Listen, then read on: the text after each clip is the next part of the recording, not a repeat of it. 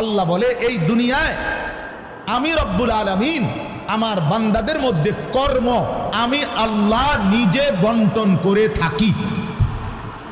এটা কোরআনের আয়াত। আল্লাহ বলছে আমি বন্টন করি, আমি বন্টন করি, নাইলে কেউর পক্ষে সম্ভব না। আল্লাহ এই প্রখর রৌদ্রের মধ্যে কেউ কাজ করে, প্রচন্ড আগুনের মধ্যে কেউ কাজ করে। সিমেন্ট ফ্যাক্টরিতে গিয়ে দেখেন, রড ফ্যাক্টরিতে গিয়ে দেখেন।